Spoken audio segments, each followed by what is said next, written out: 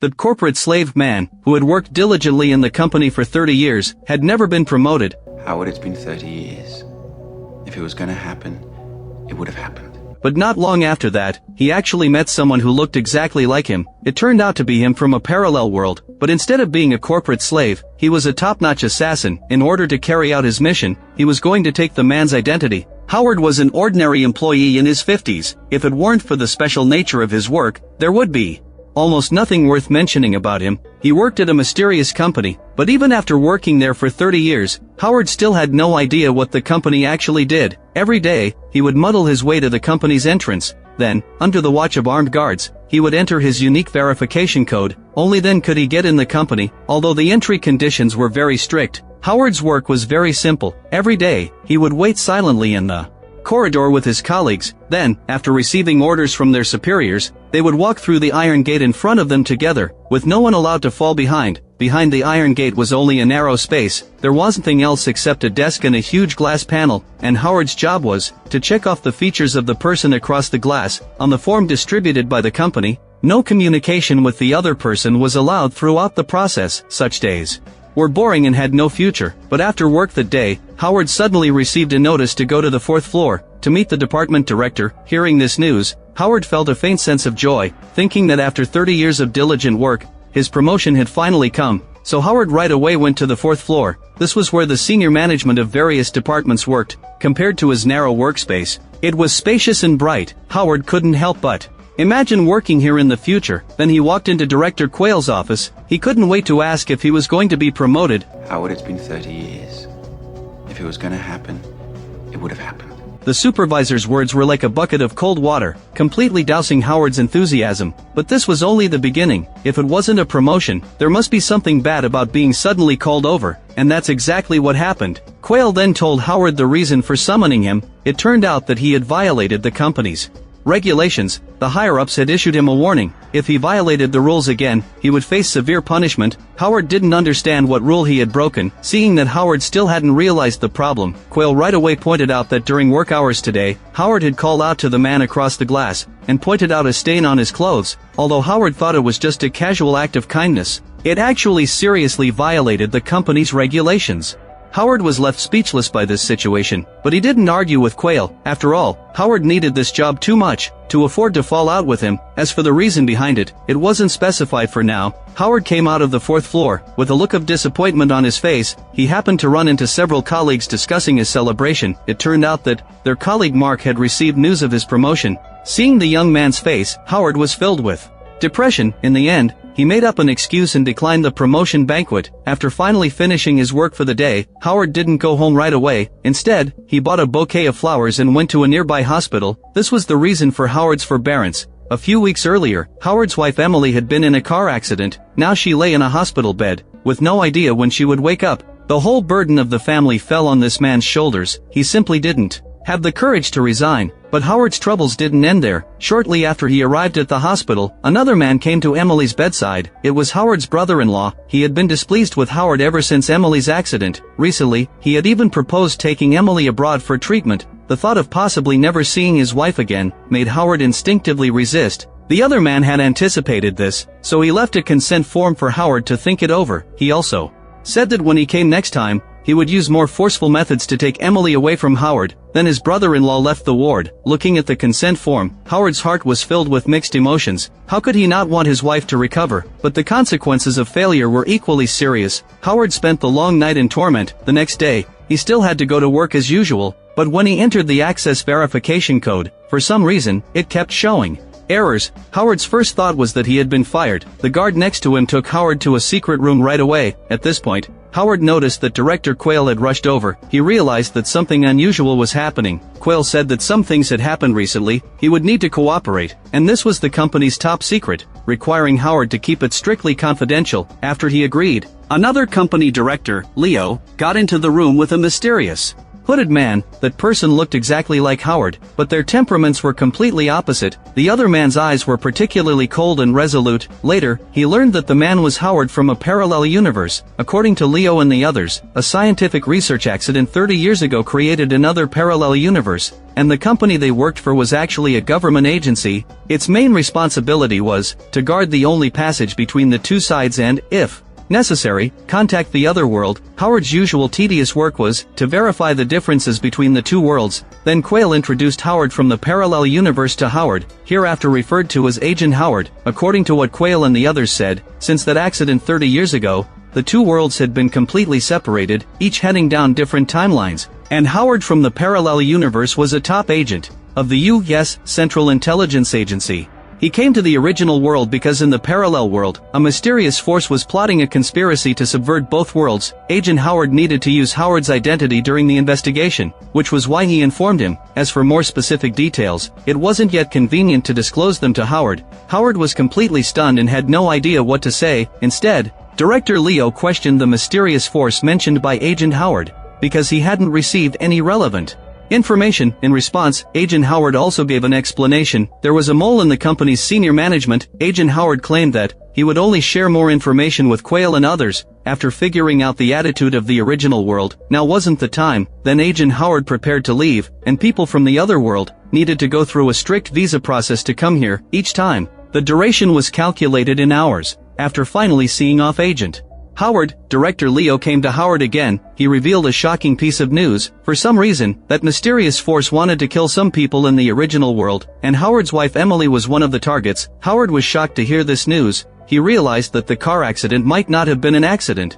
but none of the people present could answer Howard's questions. To prevent the assassination mentioned by Leo, Howard had to spend more time accompanying his wife every day. After work, he would go to the hospital with flowers right away, and then stay by his wife's side. Perhaps it was this vigilance that made some mysterious people watching Howard in secret hesitate to act, but other targets weren't so lucky. The newly promoted Mark was planning to have another wild celebration, but at this point, a mysterious woman suddenly appeared and killed Mark immediately. Then the woman quickly fled the bar. This incident quickly alarmed the company's senior management. When Agent Howard came to the original world again the next day, he learned about this incident right away. He hurried to Howard's house to check if he had met with any accidents. Luckily, nothing had happened. Agent Howard began to investigate the killer. Combining the information in the data, Agent Howard recognized the killer's identity right away. Her name was Baldwin, a famous killer in the parallel world who had committed many crimes. Not long ago, the police found a clue about her and led a team right away to raid the hotel where Baldwin was conducting a transaction. But when the police arrived,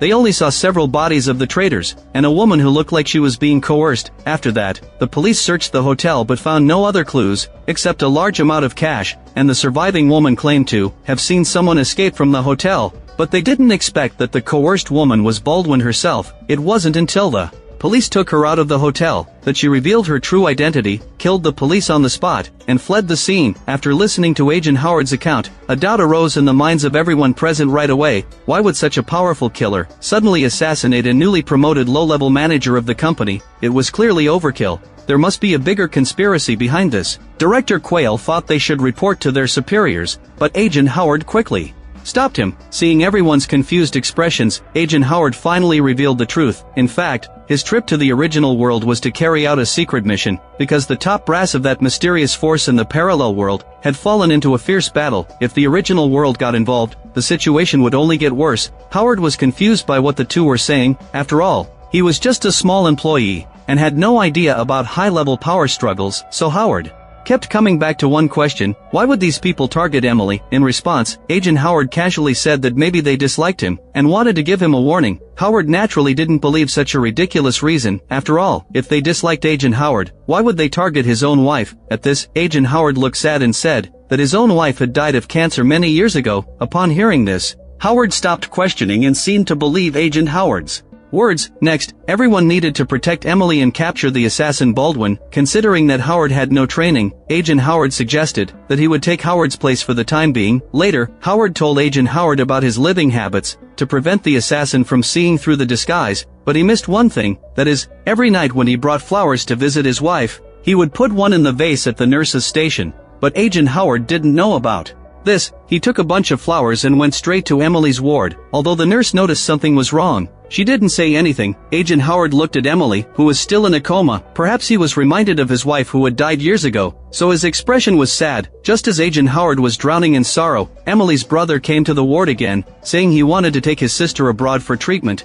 but the person in front of him was Agent Howard. Agent Howard drove his brother-in-law out of the ward, in a very tough manner. Although his brother-in-law was a bit confused, he chose to back down. At this point, the whole hospital, inside and out, was set up like a net, waiting for the assassin Baldwin to walk right into it. Just then, Director Quail, who was monitoring outside the hospital, suddenly contacted Agent Howard in the hospital, saying that something was wrong at the scene. Agent Howard realized that Baldwin had arrived. He quickly pulled out his gun, and quietly took cover in a hidden corner of the corridor. On the other side, Baldwin noticed something was wrong. When she passed the nurse's station, there were no flowers there. She realized that the person wasn't the real Howard, so Baldwin made a quick decision. To reduce the noise of her departure, she took off her high-heeled shoes right away. This action seemed very strange in the eyes of the nurse at the station, so she spoke up to stop her. Baldwin was thus exposed to everyone. Agent Howard and the others moved quickly. Seeing that the situation was bad, Baldwin jumped out the window to escape. The guards, caught off guard, were quickly killed by Baldwin. At the same time, she saw the company car parked outside the hospital, and it was Howard sitting inside. Baldwin immediately felt a strong urge to kill,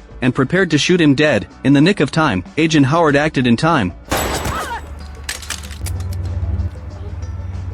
Baldwin had to give up on killing Howard, and flee the scene quickly. Although Agent Howard wanted to continue chasing, his physical strength didn't allow it. Moreover, it was already time for his visa to expire, so he had to let the other person leave. Later, Agent Howard was escorted back to the parallel world by special personnel, to plan the next operation against Baldwin. But during this period, the other person would certainly not give up easily. Emily's situation was still very dangerous, so Agent Howard had to entrust Quail and others to strengthen the protection of Howard and Emily. Howard soon learned of Agent Howard's instructions. Howard had no objections to this, but he demanded that Quail must promote him, at least to a level where he could access all the information about this matter. He didn't want to be assassinated by someone in such a muddled way like tonight again. Howard's request was actually understandable, so Quail agreed. Meanwhile, Agent Howard, who had been sent back to the parallel world, didn't report the failure of the mission to his superiors right away. Instead, he went to meet someone first. If Howard were there, he would definitely be surprised,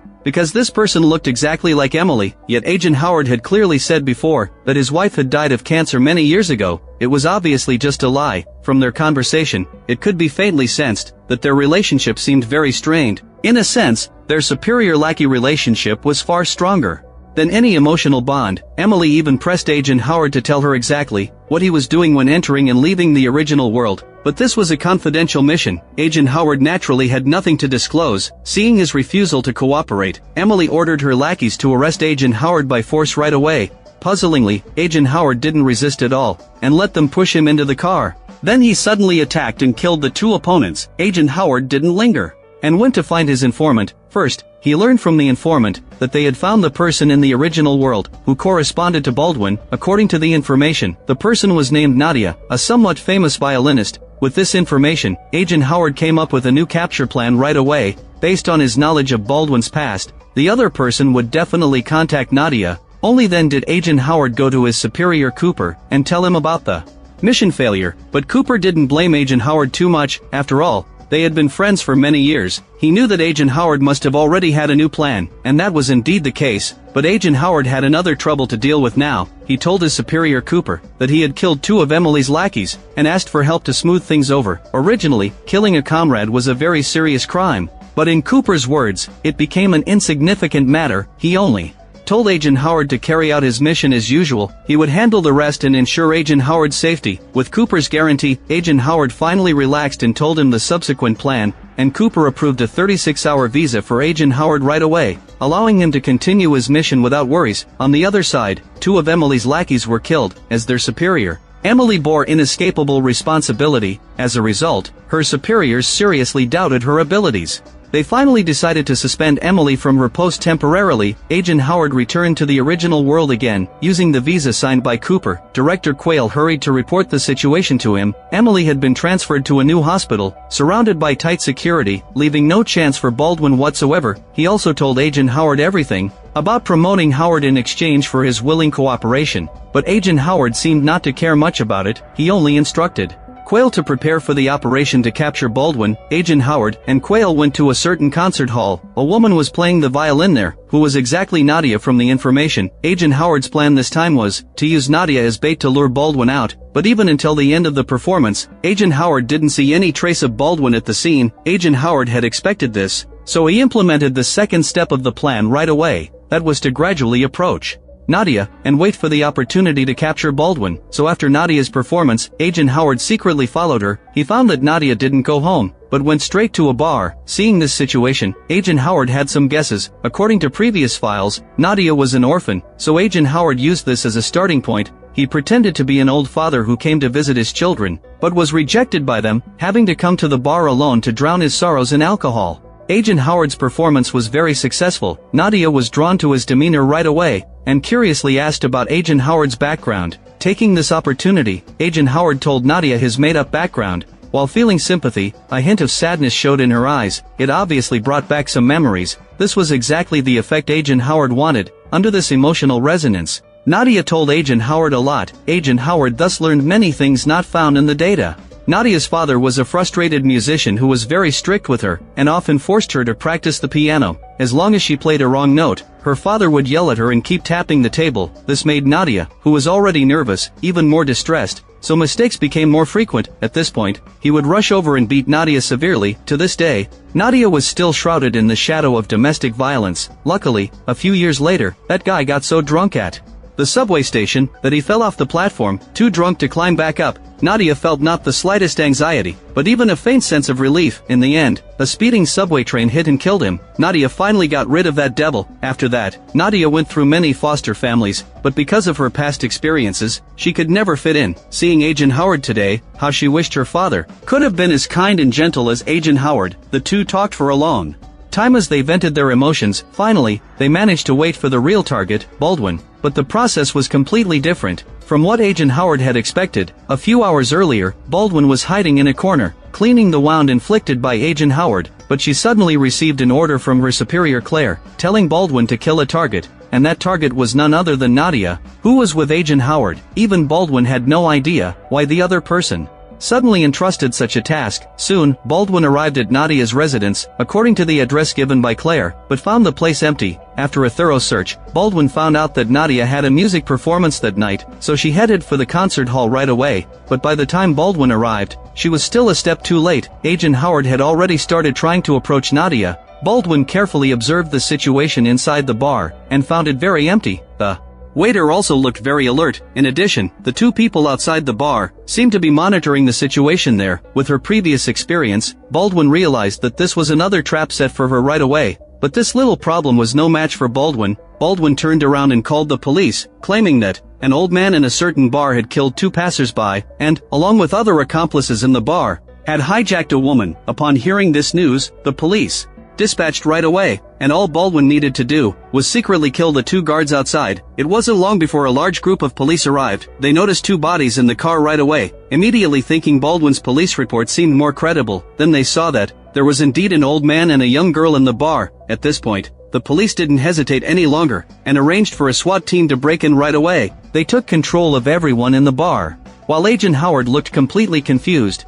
Then the police took Agent Howard and the others away as suspects, and Nadia was placed under tight protection. But the police's tight protection was far inferior to that of Agent Howard and his team. Baldwin easily took down those police underlings, and forcibly took Nadia away. The news of Agent Howard's arrest quickly alarmed the company. Director Leo immediately realized something was wrong, and hurried to the scene with his men, but by then, Baldwin was long gone. She dragged Nadia all the way to hide backstage at the concert hall. The place was empty at this time, the perfect spot to kill and silence someone. But at this point, Baldwin suddenly stopped. She took off her mask. Nadia looked at the face that was identical to her own. Learning that this was her from a parallel world, she immediately forgot her fear and started laughing. It wasn't that Nadia had gone crazy from the shock, it was that her long-suppressed heart had finally found relief. Nadia rolled up her sleeves, revealing scars all over her arms. According to Nadia, although she was very happy to see her father die back then, she also felt a lingering sense of guilt, so she often punished herself to make her heart feel a little better. Now, seeing that her parallel self was so free and unrestrained, Nadia felt as if she had been reborn in the other woman. Looking at this poor version of herself, a rare tenderness appeared in Baldwin's eyes, her resolute heart wavered. Just as Baldwin was hesitating whether to kill her, Leo and his men arrived here. Their firepower was so strong that they quickly suppressed Baldwin. Then several company members broke into the concert hall. Nadia fled on instinct, but Leo mistook her for Baldwin and ordered them to shoot her, and so Nadia died. As for the real Baldwin, watching the other woman fall, for some reason, she also stopped resisting. Just as the company's men were about to step forward to arrest her, the police arrived and took Baldwin away. Although the final goal of the plan was achieved, the whole process was beyond Agent Howard's expectations, especially Nadia's death, so he felt no joy at all. Instead, he scolded Leo for his reckless decision. Howard even punched Leo. After all, it was he who had ordered the wrongful killing of a young girl. The company's top management soon learned of the incident and attached great importance to it, but their focus wasn't on Nadia but on the captured Baldwin. These people planned to take this opportunity to extort money from the people of the parallel world. They had long known that the level of technological development there was higher than here. As long as they could get some information, they could save many years of effort. Naturally, the parallel world was aware of the company's intentions, but for some reasons, they had to extradite Baldwin, just as the top officials of the parallel world were in a state of panic. Agent Howard's superior, Cooper, secretly met with the suspended Emily. In fact, it was Emily who took the initiative to meet Cooper, hoping to find out what Agent Howard had been up to during this period. But Cooper, being cunning, didn't reveal any information. Emily seemed to have anticipated this. After leaving Cooper, she went to a certain cinema to meet another man right away, and obtained a new authorization from him, although Emily had never seen this mastermind. She had done many things for him. The reason she ordered the arrest of Agent Howard was actually at this mysterious man's behest. This time, the mysterious man arranged for Emily to go to the original world. She was well aware that because Baldwin had been captured, the parallel world was currently recalling its informants from outside. Being sent to the original world at this time was obviously not a good thing, but Emily still took on the task. On the other side, in the interrogation room, two ordinary police officers knew nothing about the parallel world, so they held up two identical sets of fingerprints and asked Baldwin why her fingerprints were the same as the deceased Nadia's. Baldwin remained silent, because people above had already fought for her extradition, but the difficulty involved could be imagined. Jack, Director Quail's father-in-law and a foreign ministry official, was currently discussing with a group of officials how to maximize the benefits from this matter. After all, he was convinced that the people from the parallel world would definitely extradite Baldwin back. While these people were arguing, Emily from the parallel world and her assistant Charlie had already arrived in the original world. Both of them had been injected with a special drug before departure, to ensure that they wouldn't stay in the original world for a long time. Agent Howard was full of vigilance towards this investigation team. After all, Emily had ordered his arrest not long ago. In Agent Howard's mind, she had long been a member of the mysterious force. Seeing that her husband had such a deep misunderstanding of her, Emily explained the truth to Agent Howard right away. Agent Howard then learned that a few months ago, Emily had suddenly received a secret mission to capture people from the parallel universe who were committing crimes in the original world. And since Agent Howard had often come to the original world not long ago, Emily had become suspicious. Later, with an arrest warrant issued from above, she had taken action against Agent Howard. Emily even produced the authorization code. Agent Howard froze when he saw the certificate. He recognized that the authorization code on it was issued by Cooper. So as a top agent, Agent Howard immediately understood everything. It turned out that Cooper was a member of the mysterious organization, and he and his wife had been played around by him all along. It was probably Cooper who had leaked the plan, which was why Baldwin had suddenly gone to assassinate Nadia. It wasn't too late to know now. With Emily and the others' arrival, negotiation experts from the parallel world also began to make contact with Jack and his team. As a U.S. official, Jack asked the people from the parallel world to provide information on the locations and reserves of all oil fields on Earth, as well as identity information of all American citizens. Such demands were impossible for the parallel world to agree to. At most, they could provide information on all Australian citizens and some other trivial information. The two sides' goals were vastly different, so negotiations would naturally continue. As negotiations were on the verge of failure, the negotiation experts from the parallel world had to make further compromises. They would never hand over oil field information, but they could give them population information. But the 2011 data had to be excluded. Although this was far from the initial request, it barely met Jack's psychological bottom line, so the two sides agreed to extradite Baldwin. back to the parallel world soon, but an accident suddenly occurred during transportation. The vehicle transporting Baldwin was intercepted by a group of mysterious people. Baldwin was taken by them, and these people were arranged by Baldwin's employer, Claire. This incident was known to the top officials on both sides right away. The matter became complicated. Seeing the situation was bad, Agent Howard, who stayed here, had difficulties he couldn't express. He was confident that he could find the people who had kidnapped Baldwin within a week, but obviously, his superiors wouldn't give him that much time. After much thought, Agent Howard decided to insist on staying here. As for returning to the parallel world, he decided to leave it to Howard. The two would temporarily switch identities. Agent Howard repeatedly assured Howard that he would definitely protect Emily in the hospital. Only then did Howard agree to Agent Howard's request. After returning to the parallel world, Emily from the investigation team found clues left by Agent Howard in a certain church. As the candle was lit, a letter slowly appeared. It contained records of Agent Howard's contact with Howard's wife. From this, it was learned that Emily, who was in a coma in the hospital, wasn't an outsider. She was actually an informant, left in the original world by Agent Howard. By this point, it was very certain that Emily's hospitalization due to the car accident was no coincidence.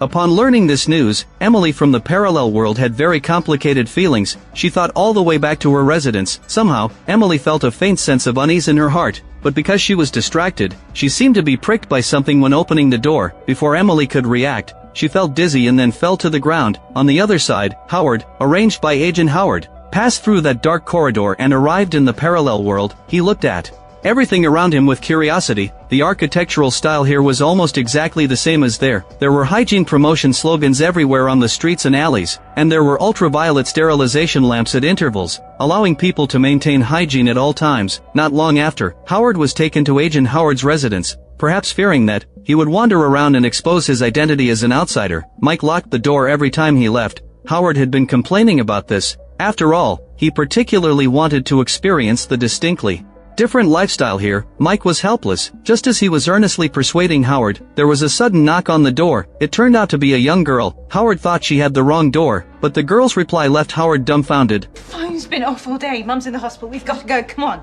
Later, upon inquiry, it was learned that the girl's name was Anna, and she was the daughter of Agent Howard and Emily. Upon hearing this name, Howard's expression became very complicated, not only because he and his wife had no children, but also because of a secret behind it. But for now, he needed to go to the hospital to visit Emily from the parallel world first. By the time Howard arrived, Emily was already out of danger. It was said that if the neighbors hadn't helped in time, Emily would have been poisoned to death. Looking at her weak state, Howard quickly poured her a glass of water with concern, but this action exposed his identity right away. When Emily was discharged from the hospital, she exposed Howard's identity. After all, how could someone like Agent Howard be so gentle and considerate? Seeing that things were exposed, Howard had no choice but to admit it. But this was only the beginning. Howard and his Emily had long developed a habit. During their years together, he cooked by himself every time, but this behavior exposed him again. Originally, his daughter hadn't noticed anything strange about Howard. Now she was certain that this man wasn't her father at all. Howard struggled to fob Anna off. Emily asked Howard about his life in the other world, only to learn that although Howard and his wife loved each other, they had no children. Many years ago, when his wife was pregnant, Emily from the original world had a miscarriage. At that time, Howard had already named the child, and it was also Anna. On the other side, the top officials of the original world were furious about Baldwin being taken. Director Quail was under immense pressure. He suspected there was a mole within the organization, so he and another director, Leo, studied and discussed a list of suspects, mostly high-ranking and powerful officials. At the same time, Agent Howard was also conducting his investigation step by step. He went to an unassuming butcher shop. The owner was an informant he had planted many years ago. By exchanging information with the butcher shop owner, Agent Howard learned that Cooper was just the most insignificant member of the force. Many high-ranking officials in the original world had already become members of the mysterious force. Taking down Cooper would be no easy task. It would require careful planning for the long term. Baldwin's situation was also very bad. Although Claire had rescued her, she didn't intend to keep Baldwin alive. She just didn't want Baldwin to reveal more secrets. Claire had received orders from above to kill Baldwin. Naturally, Claire wouldn't do it herself. After all, Baldwin was very powerful in combat, so Claire first pretended to comfort Baldwin. Then, when Baldwin let her guard down and fell asleep, she secretly took away her weapons. Only then did she arrange for assassins to rush into the room to kill Baldwin. But Claire's plan had long been seen through by Baldwin. The assassin was quickly killed by Baldwin as soon as he rushed in. Seeing that she had been abandoned by Claire, Baldwin had to go into hiding, moving from place to place. On the other side, Agent Howard went to the hospital every day to check on Emily's condition, as agreed with Howard, but on this day, he suddenly saw an unexpected person. This man with curly hair was Howard's good friend. The two often played chess together. According to what Howard had said, the man's sister and Emily were in the same hospital, so they met often and gradually became familiar with each other. But now Emily had been transferred to another hospital. This guy still showed up and looked sneaky. Agent Howard realized that the man must have had another purpose when he approached Howard, so he stayed in the dark, secretly observing Ian's movements. Later, he even followed Ian all the way to his residence. Then he seized the opportunity when Ian left. Agent Howard searched the house carefully. As expected, he found something fishy. The house contained not only a large amount of cash, but also a pistol and a confidential document. Agent Howard recognized that the document belonged to his informant Emily. Numerous possibilities emerged in his mind right away. Just then, Ian returned to his residence again. Agent Howard held Ian at gunpoint and asked about the origin of the document. Faced with the dark muzzle of the gun, Ian resolutely told everything.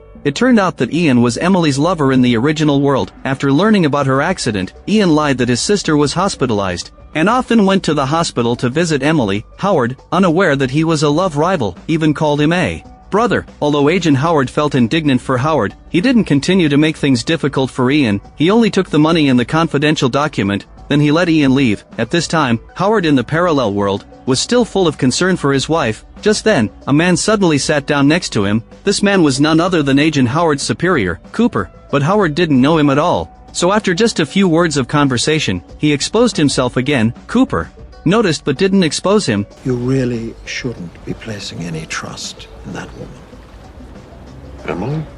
Perhaps Cooper told other associates about Howard's situation. In any case, that force from the parallel world sent 3 more assassins to the original world to assist Claire. They killed the original bodies to take their identities, and no one knew what they were plotting again. At the same time, after leaving Ian's place, Agent Howard opened that confidential document, but he froze in place when he saw what was inside. According to what was written in the document, he found that it was actually left for him by Emily. It turned out that she had long guessed that someone would target her, so she tricked Ian into passing information for her. Learning that there was actually nothing between the two of them, Agent Howard suddenly let out a sigh of relief. But the next second, his phone rang. It was the butcher shop owner's wife calling. The butcher shop owner had just been brutally murdered. He rushed to the butcher shop. Agent Howard guessed it must have been that force who did it. He didn't dare to tell the butcher shop owner's wife about it, so he vented his anger on Quail. He questioned why Quail hadn't come up with a list of suspects. After all this time, faced with Agent Howard's almost crazy demeanor, Quail was quite frightened. He quickly said that he had already arranged for a carpet search, but so far, there had been no useful information. After dealing with Agent Howard's incident, Quail became even more anxious. His colleague Leo took him to a hidden cabin in the forest. He said that the person inside might be able to help Quail. It wasn't long before the two met a woman named Alice. She was Leo's informant and had once infiltrated the parallel world. Quail and the others quickly told her about recent events. Alice only thought for a moment, then guessed that the other person might be from a spy organization in the parallel world. According to her, there was a spy organization codenamed School there. Every member was trained from childhood. After the training, they would be sent to the original world to replace the original bodies here. Some of the special high-level spies were specifically tasked with replacing the families of high-ranking officials to find out confidential information. After listening to Alice's account, Leo had a guess right away. A former director's sudden resignation might be related to this spy organization, so he went to the former director's residence. Upon investigation, it was learned that the main reason for his resignation back then was actually the sudden death of his wife from a heart attack, which led to his decision to resign. It didn't sound suspicious at all, but then Leo learned that the former director's wife had often mentioned feeling like someone was watching her before the incident. Leo realized something was wrong right away and suspected that the school organization was behind it. He quickly checked who had taken over the former director's position, only to be shocked to find that it was Quail. Leo couldn't help but suspect that Quail was the mole hiding among them. In fact, Leo's guess was very close to the truth. The problem was indeed with Quail, but he wasn't the undercover agent. The mole was actually Quail's wife. While Leo was investigating, Quail didn't let up either. He accidentally noticed a strange watermark on the evidence documents. Quail quickly opened his home safe and pulled out a document with the same mark. It was a mark left by his coffee cup. Quail immediately figured out who the mole had been all along. He hurried to his wife, and that person was none other than Baldwin's superior, Claire. Quail just looked at her without saying a word. In the end, he just made up an excuse to brush it off.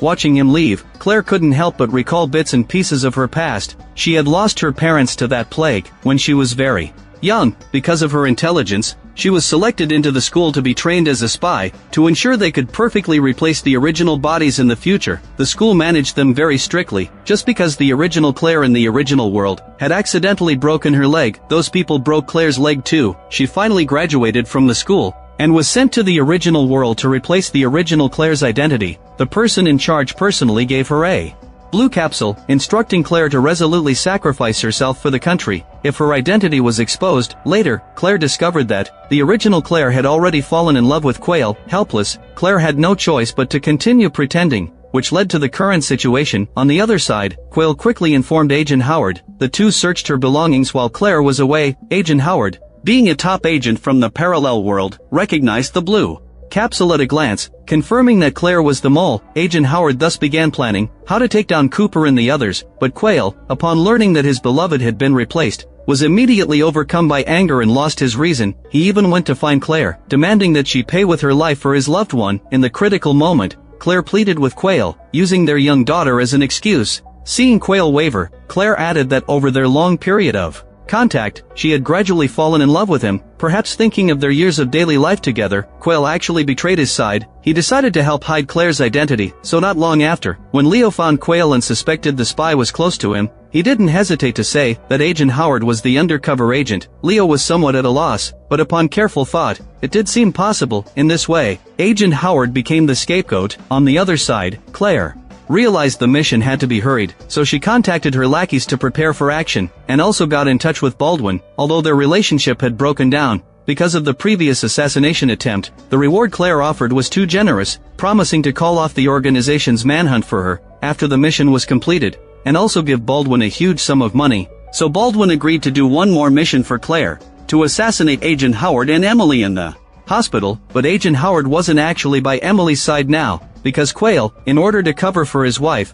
decided to kill Agent Howard, who knew the truth. So Agent Howard suddenly received a call from Quail, learning that Leo suspected he was a spy, and was planning to move against him. Quail said he could help and invited Agent Howard to his place for a detailed talk. The matter was urgent, so Agent Howard didn't think much and went to Quail's place, but after just a few words, the man pulled out a pistol. But it was clear that Quail had never done anything like this, so he couldn't even hold the gun steady. Agent Howard immediately realized he had been tricked by Quail, but he didn't care. With Agent Howard's skills, he easily overpowered Quail. Then Agent Howard took the initiative to go to Leo, telling Leo everything about how Quail's wife Claire was actually a spy from the parallel world. But he trusted Quail more than Agent Howard, so he still decided to arrest Agent Howard first. At this point, an accident suddenly happened. Gunshots rang out everywhere in the company building. The original bodies of the three killers, who had come from the parallel world, were all employees of the company, and they were creating chaos everywhere. Agent Howard and Leo quickly split up and took action, killing two of them.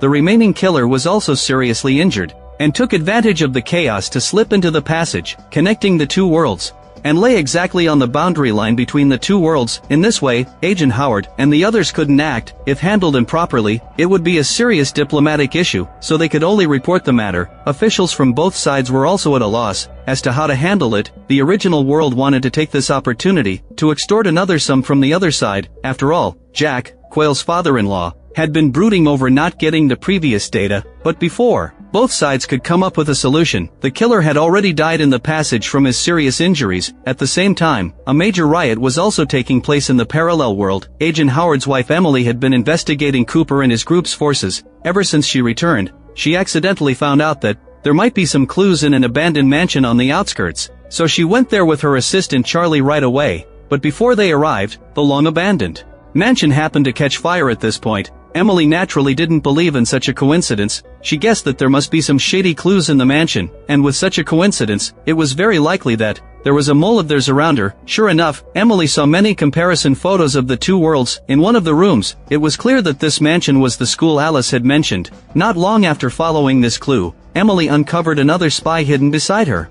It was this person who set fire to the old mansion, and she also learned that it was the same person who had arranged the car accident of Emily from the original world a few weeks ago. causing her to remain in a coma to this day. In the original world, Agent Howard, after dealing with the several killers in the company, went to the hospital as usual, but he didn't expect Baldwin to have ambushed there, accidentally helping Agent Howard take down a lackey sent by Leo. A fierce fight broke out as soon as they met, and in the end, Baldwin was controlled by Agent Howard, but this time, Agent Howard didn't hand her over to his superiors. Instead, he decided to recruit Baldwin. He took out the large amount of cash he had found in Ian's house, and tried to buy Baldwin over. Compared to Claire, who had once tried to assassinate him, Agent Howard was clearly more reliable. Baldwin decided to defect to him right away. With this great help, Agent Howard's subsequent actions would be much easier. In a cheerful mood, he read his favorite script to the comatose Emily. Unexpectedly, a pleasant surprise came.